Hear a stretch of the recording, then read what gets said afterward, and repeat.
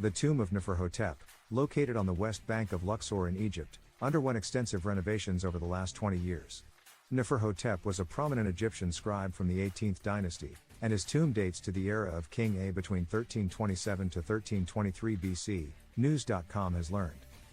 The tomb was rediscovered in the early 1800s, but then people began living in it and keeping their cattle inside.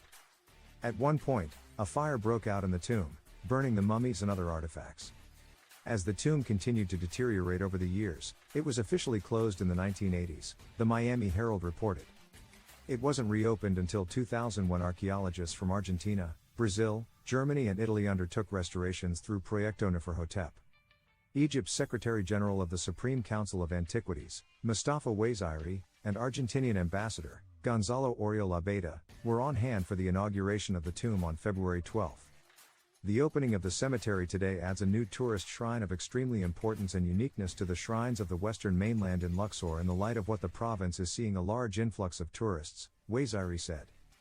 Prior to his death, Neferhotep was a statesman with the title of Scribe of Amun, according to ArtNet, one of the 8 primordial Egyptian deities of the period. The tomb points to Neferhotep's high ranking at the time. Among the prominent features are a chapel with images resembling the Great Temple of Amun and a vestibule depicting the royal palace. The restoration project took almost 2 decades due to the immense amount of delicate work required and the extent of the damage not just from the original fire but the decay of everything over time. The restorative work included stabilizing all the walls and stones and cleaning and preserving all the surfaces including paint and plaster.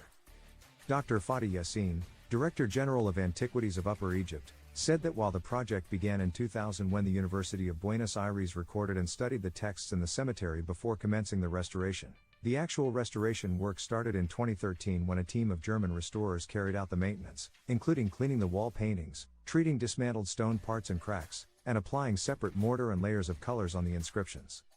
The tomb itself features 3 main rooms. The first is a rectangular vestibule decorated with paintings, which then opens into a central chapel. The chapel has 4 pillars and a multitude of decorations. At the end of the square chapel across from the hallway is a nook that houses statues of Neferhotep and his family.